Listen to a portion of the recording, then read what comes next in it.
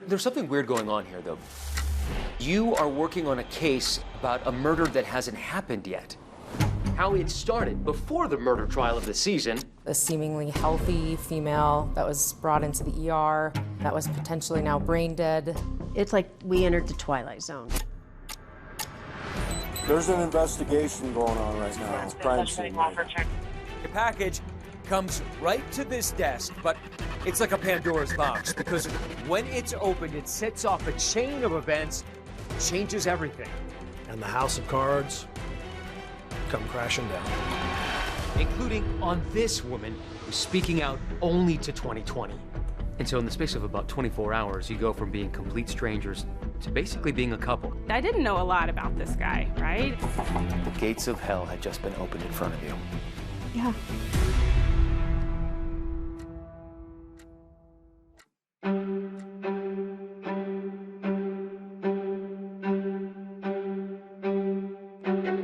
University Hospital, Aurora, Colorado. What you're seeing are the last moments of Angela Craig. She's a healthy mother of 6, and she's being rushed into the emergency room with these mysterious symptoms. In only hours, she's going to crash with very few clues as to why.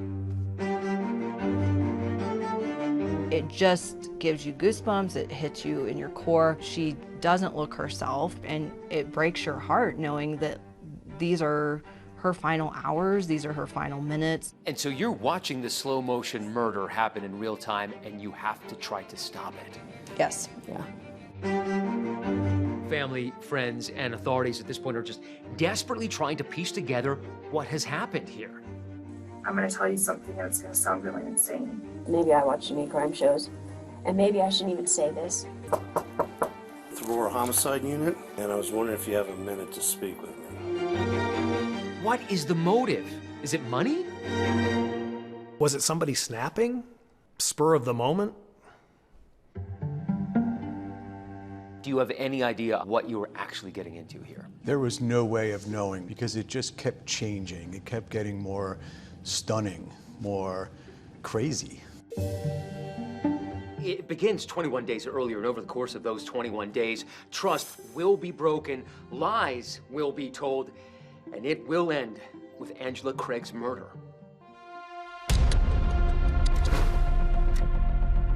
It's February of 2023, and James Craig is heading home after presenting at this high-profile dental convention in Las Vegas, while his wife, Angela, is about to visit her older sister in Utah. Now, Angela's from this very tight-knit family. She's the youngest of 10 siblings and incredibly close to all of them. And what should have been a pleasant break from the Craig's routine will set off a stunning chain of events.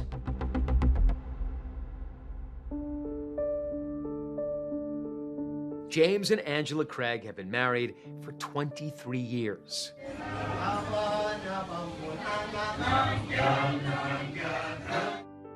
They've got 6 kids, ranging in age from 8 to 23, and the younger 4 still live at home.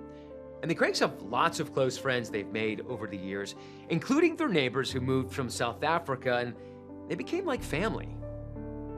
From the beginning, we really just loved them. We always made the joke, if something happened to us, we're moving in the basement with them because we always felt like they had our back. James and Angela live in Aurora, Colorado, which is just outside of Denver. Aurora is basically a suburb of Denver. You know, you cross one street, you're going from Denver to Aurora. It's the 3rd largest city in Colorado. The Craig's house is part of this community of pretty big homes. It's a really lovely neighborhood with a lot of wealth. On the whole street, everyone knew that house. They just opened the garage and it's like a train station all day. Just people coming and going, grabbing a bite to eat, leaving, hanging Mostly out. Mostly kids, just all the street kids. We were always there. James and Angela have a relationship that many people admire. They even post photos together on their joint Facebook account. And friends say that his sense of humor and her quick wit were just this perfect blend. A lot of people looked up to their marriage and they made it seem fun, and raising 6 kids together in a crazy house. Jim and Ange were very affectionate with each other in a way that I actually thought was really cute. Public displays of affection at that age, that long into a marriage, I thought actually was very refreshing. James and Angela are very active in the Mormon Church. They attend church, they pray together as a family. They study their scriptures together as a family. They actually serve in their local congregation. And James Craig was the elders quorum president. And that's a big deal. You're making sure that men are taken care of, that their families are taken care of. It's a big responsibility and a very respected leadership position. Besides faith, Angela's other true calling is motherhood. Her whole life revolved around her kids, 100%. She had 6 children that she was caring for. She sounds like a supermom. She definitely did. I always looked up to her. If I needed some mom advice, I would reach out to her. She was like very witty and comments like even to the kids. Like I think one of her biggest sayings was like, "I love your stinking guts." Like she just said that all the time. While Angela runs the home, James Craig is the provider. Now, James is actually Dr. James Craig, and he runs Summerbrook Dental Group, a practice he's owned for 17 years and which he promotes online.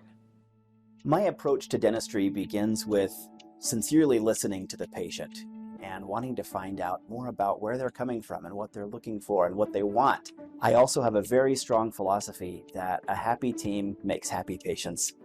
Jim Craig was my dentist for the better part of a decade and did his advertising when I was a radio newsman. I remember talking about, trying to convince a radio audience, if you need a dentist, go see my friend, my dentist, Dr. Jim Craig. He's excellent. For a dentist, he has a great smile. It's his best calling card, right? When he smiled, it was his whole body that smiled. I mean, he leaned in forward, he giggled a lot. He just was very charismatic. He could get you to like him in 2 seconds. He really was a positive guy. On Summerbrook Dental's Facebook page, the team would post snippets of the levity of daily life at the practice. It was always front and center, including when James dressed up as the Tooth Fairy. And here's the Tooth Fairy!